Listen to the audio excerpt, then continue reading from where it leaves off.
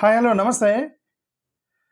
నాకు ఇప్పుడే వెంకటేశ్వరరావు అని ఒక వీడియో పంపించాడు. మహాసేన రాజేష్ అంటే నేను గతంలో మాట్లాడిన ఒక వీడియోకి రిఫరెన్స్ చేస్తూ తన అభిప్రాయం చెప్పుకుంటూ వెళ్ళాడు. ఒక 45 మినిట్స్ మాట్లాడాడు.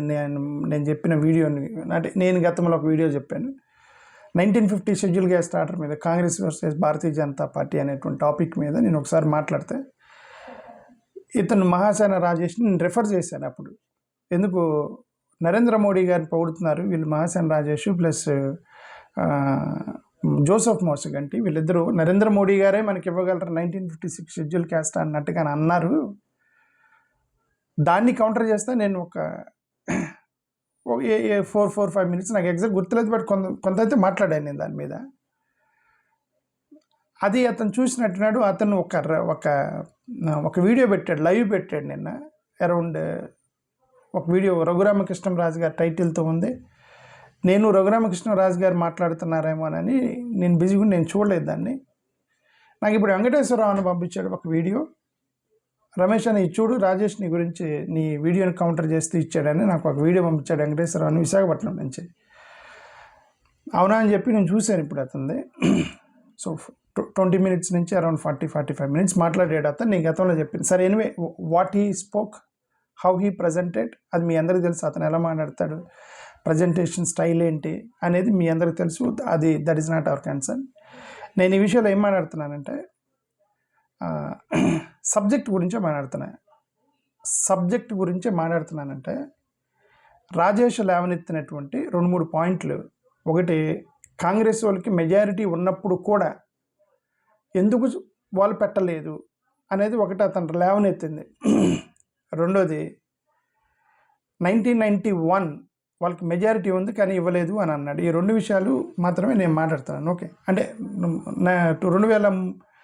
1991 నుంచి కాకుండా అంతకుముందు ఎందుకు వదిలేసామన్నట్టుగా ఈ 3 విషయాలు మాట్లాడాడు. ఆ 3 నేను క్లారిఫికేషన్ ఇస్తాను. ఓకే, నేను ఆ వీడియోలో 1991 కాంగ్రెస్ వాళ్ళు పెట్టడానికి ప్రయత్నం చేశారని అక్కడి నుంచి ఎందుకు మొదలెట్టానంటే, దానికి ప్రీవియస్ వీడియోలో నేను ఎప్పటి నుంచే థామస్ వచ్చిన దగ్గర నుండి 2 వీడియోలు పెట్టాను. 60,000 సంవత్సరాల క్రితం నుంచి దళిత జాతి ఎలా మొదలైంది, సనాతన ధర్మం ఎలా మొదలైంది అని ఒక సిరీస్ ఆఫ్ వీడియోస్ పెట్టుకుంటూ వచ్చాను. నేను ఎప్పుడు కూడా నా వీడియోస్ సిరీస్ ఆఫ్ వీడియోస్ పెడతాను. నా ప్రీవియస్ వీడియోలు చూస్తూ ఉన్న వాళ్ళకే ప్రజెంట్ వీడియో అర్థమైంది.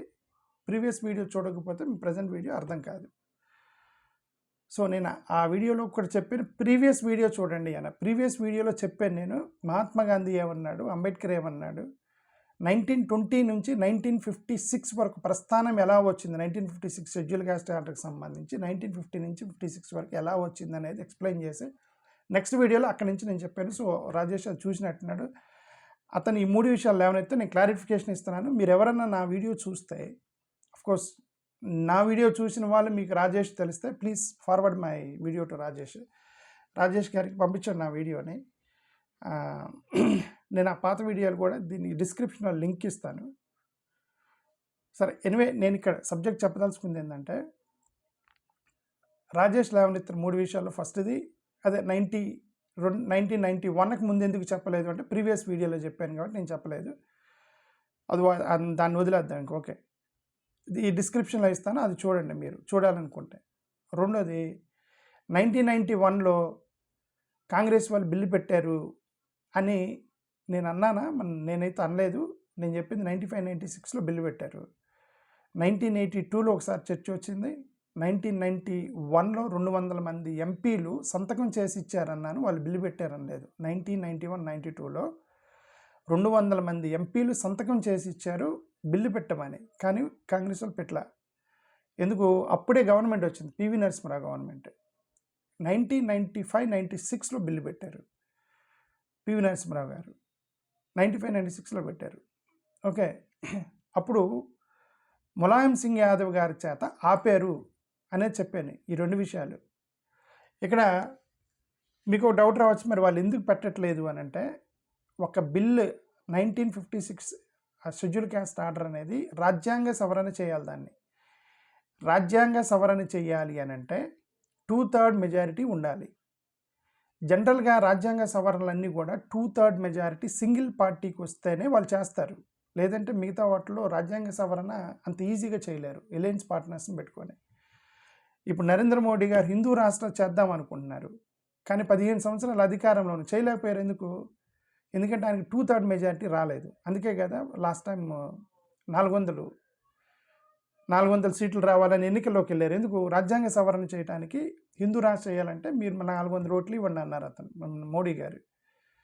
అలాగే గతంలో కాంగ్రెస్ వాళ్ళు మెజారిటీ 1950 షెడ్యూల్ క్యాస్ట్ ఆర్డర్ తీసేయాలన్నా సరే వాళ్ళకి ఫుల్ మెజారిటీ రావాలి. ఈ చరిత్రలో కాంగ్రెస్కి 3 సార్లు ఫుల్ మెజారిటీ వచ్చింది, 2/3 మెజారిటీ. ఒకటి జవహర్లాల్ నెహ్రూ గారికి స్టార్టింగ్లో 1950స్లో ఒకసారి, తర్వాత ఇందిరాగాంధీ గారికి వచ్చింది. ఇందిరాగాంధీ గారు చనిపోయిన తర్వాత రాజీవ్ గాంధీకి వచ్చింది. ఇంకా ఆ తర్వాత ఎవరికి కూడా 2/3 మెజారిటీ రాలా. ఎలయన్స్ పార్ట్నర్స్ మీద డిపెండ్ అయి ఉన్నారు. మెజారిటీ వచ్చి గవర్నమెంట్ ఫామ్ చేయొచ్చేమో కానీ, బట్ రాజ్యాంగ సవరణ చేయాలంటే 2/3 మెజారిటీ ఉండాలి. కాబట్టి ఎవరికి 2/3 మెజారిటీ రాలా అప్పుడు. కాబట్టి వాళ్ళు చేయలేకపోయారు. 1950లో జవహర్లాల్ నెహ్రూ గారి టైంలో వచ్చింది వాళ్ళకి మెజారిటీ. ఆ టైంలో నేను అదే చెప్పాను ప్రీవియస్ వీడియోలో, వీళ్ళు కొలోనియల్ నెరేషన్లో ఉన్నారు. ఆ బిల్లు పెట్టడానికి కొలోనియల్ నెరేషన్లో ఉన్నారు. ప్లస్ కాంగ్రెస్లో 2 సెక్షన్స్ ఉన్నాయి. ఒక సెక్షను మహాత్మా గాంధీ గారి ఫాలోవర్స్, ఒక సెక్షను హిందూ మహాసభతో టచ్లో ఉన్నటువంటి ఒక సెక్షన్, 2 సెక్షన్లు ఉన్నాయి. ఇప్పుడు ఆ కాంగ్రెస్ నుంచి చీలే కదా ఇప్పుడు భారతీయ జనతా పార్టీ, జనసంఘ్, భారతీయ జనతా పార్టీ లాంటి వాళ్ళు ఎక్కడి నుంచి వచ్చారు? కాంగ్రెస్ పార్టీ నుంచి చీలే వచ్చారు వీళ్ళు. జనసంఘ్, భారతీయ జనతా పార్టీ అంటే కాంగ్రెస్లోనే 2 ఐడియాలజీలు ఉన్న వాళ్ళు ఉన్నారు. సెక్యులర్ వాదులు ఉన్నారు, హిందుత్వవాదులు కూడా ఉన్నారు. హిందుత్వవాదుల యొక్క ప్రేరేపణతో ఒక 4 బ్రాహ్మణులు వేశారని నేను చెప్పాను నాకు వీడియోలో. ఓకే, వాళ్ళ పేర్లతో సహా మొత్తం ఎక్స్ప్లెయిన్ చేశాను. మీరు జస్ట్ ఈ డిస్క్రిప్షన్ ఇస్తాను, మీరు చూడండి. అది ఒక పాయింట్. కాబట్టి నెహ్రూ గారి టైంలో కొలోనియల్ మైండ్ సెట్లో ఉన్నారు. ఇది క్రిస్టియన్ మతంలో పెద్ద కులాలు లేవు అనేటువంటి నెరేషన్లో వాళ్ళు కూడా ఉన్నారు. తర్వాత రిప్రజెంటేషన్స్ ఇచ్చి బాగా పొలిటికల్ ప్రెజర్ పెట్టిన తర్వాత అక్కడి నుంచి మధ్యలో కొన్ని కమిషన్లు వేసుకుంటూ వచ్చారు వీళ్ళు. వాళ్ళు రిప్రజెంటేషన్ ఇస్తూ ఉన్నప్పుడు మధ్యలో ఇందిరాగాంధీ గారి టైంలో ఫుల్ మెజారిటీ వచ్చింది ఆమెకి. కానీ ఇందిరాగాంధీ గారు ఇవన్నీ కులాలు మతాలు ఆమె పెద్ద పడుచుకోలేదామె. అంత ఎమర్జెన్సీ అది అంతే అందండి. ఆమె వేరే రకమైనటువంటి పరిపాలనలోకి వెళ్ళిపోయింది. టెక్నాలజీ అంతా కూడా కులాలు మతాలు తర్వాత చూద్దాంలే అని ఆ విధంగా వెళ్ళింది. మోరోవర్ అప్పుడు బాగా ప్రెజర్ వస్తుంది, అప్పుడు బాగా కమ్యూనిస్టుల దగ్గర నుంచి వీళ్ళ దగ్గర నుంచి. So she did not focus on that. Rajiv గాంధీకి ఫుల్ మెజారిటీ వచ్చింది. రాజీవ్ గాంధీ కూడా దాని గురించి పెద్ద పడుచుకోలేదు. అతను ఈ కులాల మతాల గురించి అంత ప్రెజర్లు అంటే ఏదైనా సరే పొలిటికల్ ప్రెజర్ పెట్టాలి, అంత ప్రెజర్ పెట్టలేదు. పివి నరసింహారావు గారి టైం వచ్చిన తర్వాత అప్పటికి బుద్ధిస్టులకు వచ్చింది. 1990లో బుద్ధిస్టులకు రావడంతో క్రైస్తవులు ప్రెజర్ పెట్టడం మొదలెట్టారు. ఎందుకంటే అప్పుడు సిక్కులకి అయిపోయింది, బుద్ధిస్టులకు ఇచ్చారు కదా. మరి 2 వెళ్ళిపోయినప్పుడు మాకెందుకు రాలేదని క్రైస్తవులు అప్పుడు ఎక్కువగా ప్రెస్ చేయడం మొదలెట్టారు. స్ట్రాంగ్గా ప్రెజర్ పెట్టడం మొదలెట్టింది 1990 నుంచి. కాబట్టి 91లో చర్చ వచ్చింది. 200 మంది ఎంపీలు సంతకం చేసి ఇచ్చారు, పెట్టలేదు. 1995లో బిల్లు పెట్టడానికి బిల్లు ప్రిపేర్ చేశారు. ప్రిపేర్ చేసి ఆ బిల్లుని వాళ్ళు వెనక లాగారు. ఎవరు లాగారు? భారతీయ జనతా పార్టీ వాళ్ళు త్రూ ములాయం సింగ్ యాదవ్ లాగారు. ములాయం సింగ్ యాదవ్ గారు యాక్చువల్గా ఆయన ముఖ్యమంత్రిగా పనిచేసి 1996లోనే ఫస్ట్ టైం ఎంపీ అయ్యాడు ఆయన. ఎందుకు? వాళ్ళు ఆ ములాయం సింగ్ యాదవ్ గారి యొక్క సపోర్ట్ తోటి ఎలయన్స్ పార్ట్నర్షిప్లో ఉన్నారు కాంగ్రెస్ వాళ్ళు. సో ఇప్పుడు కాంగ్రెస్ వాళ్ళు బిల్లు పెట్టాలంటే ఎలయన్స్ పార్ట్నర్లు కూడా ఒప్పుకోవాలి. ఎందుకంటే సింగిల్ పార్టీ మెజారిటీ 2/3 మెజారిటీ ఉండాలి కదా రాజ్యాంగ సవరణ చేయాలంటే. కాబట్టి భారతీయ జనతా పార్టీ వాళ్ళు ములాయం సింగ్ యాదవ్ గారి దగ్గర నుంచి వెనక్కి లాగారని చెప్పాను నేను గతంలో. సో అది యాక్చువల్గా సబ్జెక్ట్ ఇది. ఓకే, తర్వాత ఇంకేమన్నాడు అతను, ఏదో అన్నాడు, నాకు గుర్తులేదు. సో నేను ఆ వీడియో చూసాను నేను. సో నేను అల్టిమేట్గా చెప్పదలుచుకుంది ఏంటంటే, భారతీయ జనతా పార్టీ వాళ్ళు చేస్తారని నమ్మకం ఉంటే you can support, there is no problem in that. నాకైతే నమ్మకం లేదు వాళ్ళు చేస్తారని. వాళ్ళు ఐడియాలజికల్గా వాళ్ళు డివేట్ అవ్వరని నేను స్ట్రాంగ్గా ఉన్నాను. మీకు ఎవరికైనా నమ్మకం ఉంటే మీరు చేయొచ్చు. భారతీయ జనతా పార్టీ వాళ్ళు 1950 షెడ్యూల్ క్యాస్ట్ ఆర్డర్ దాన్ని తీసేస్తారని మీకు ఎవరికైనా నమ్మకం ఉంటే మీరు ఫస్ట్ చేయాల్సింది 1950 షెడ్యూల్ క్యాస్ట్ ఆర్డర్ని తీసేపించడం కాదు, బీజేపీ మీద కానీ నరేంద్ర మోడీ గారి మీద నమ్మకం ఉంటే మీరు ఫస్ట్ చేయాల్సింది ఏంటంటే దేశవ్యాప్తంగా క్రైస్తవుల మీద దాడులు చేయకుండా బీజేపీ, ఆర్ఎస్ఎస్, బజరంగ్ దళ్, విశ్వ హిందూ పరిషత్ లాంటి వాళ్ళని సంఘాల మీద కానీ మత మార్పిడిల మీద కానీ దాడులు చేయకుండా ఆపగలిగితే చాలు. మీ కెపాసిటీ అర్థమైపోయింది. ఓకే, 1956 షెడ్యూల్ క్యాస్ట్ ఆర్డర్ తీపిస్తాము, మోడీ గారు తీస్తారు, అదంతా తర్వాత సంగతి. అంత దూరం అవసరంలే. దాడులు ఆపించండి ఫస్ట్. మీరు దాడులు ఆపిస్తే నేను అప్పుడు నమ్ముతాను ఏమని, అరే వీళ్ళు దాడులు ఆపారు మనకు చేస్తారని అప్పుడు నమ్ముతాను. ఒక పక్క తన్నించుకుంటూ వాళ్ళు మనకు ఫేవర్ చేస్తారని చెప్పి నమ్మటం అమాయకత్వం అది. ఓకే, ఒక పక్క దాడి చేస్తాను, దేశవ్యాప్తంగా దాడులు చేస్తుంటే భారతీయ జనతా పార్టీ వాళ్ళు మనకి ఫేవర్ చేస్తారని చెప్పేసి ఆర్ఎస్ఎస్ వాళ్ళు ఫేవర్ చేసి మీకు 1956 షెడ్యూల్ క్యాస్ట్ ఆర్డర్ ఇస్తారని నమ్మటం అనేది అంతకన్నా అమాయకత్వం లేదు. ఓకే సార్, ఎనివే ఇది మ్యాటర్. అది నేను మనోళ్ళు ఎందుకులని వదిలేయి, మనోడు పెట్టాడు వదిలేసేయి, అతను అందరు కౌంటర్ ఇస్తాడు అని అన్నారు. బట్ ఆయన నేను ఎందుకు మాట్లాడుతాను, సబ్జెక్ట్ డిబేట్ అవ్వకూడదు, నేను దీని గురించి మాట్లాడుతున్నాను. సో ఫైనల్లీ నేను చెప్పేది ఏంటంటే 2/3 మెజారిటీ ఉంటేనే చేయగలరు, అందుకని వాళ్ళు చేయలేకపోయారు. 1950 నుంచి 1990 వరకు కొలోనియల్ మైండ్ సెట్లో ఉన్నారు. వాళ్ళు పెద్దగా అంత కన్సర్న్ తీసుకోలేదు. ప్లస్ మనల్ని కూడా బాగా ప్రెజర్ పెట్టలేదు అనమాట. బాగా రిప్రజెంటేషన్లు ఇచ్చి ప్రెజర్ పెట్టాలి. ప్రెజర్ ఎక్కువ అయింది ఎప్పుడంటే 90 తర్వాత ప్రెజర్ ఎక్కువైంది. బికాజ్ ఆఫ్ బుద్ధిస్టులకు వచ్చింది కాబట్టి మనోళ్ళు ఎక్కువగా ప్రెజర్ పెట్టి మొదలెట్టారు. పివి నరసింహారావు ట్రై చేశాడు, ఆర్డినెన్స్ పాస్ చేశాడు, ఎలక్షన్ ముందు ఆర్డినెన్స్ పాస్ చేశాడు.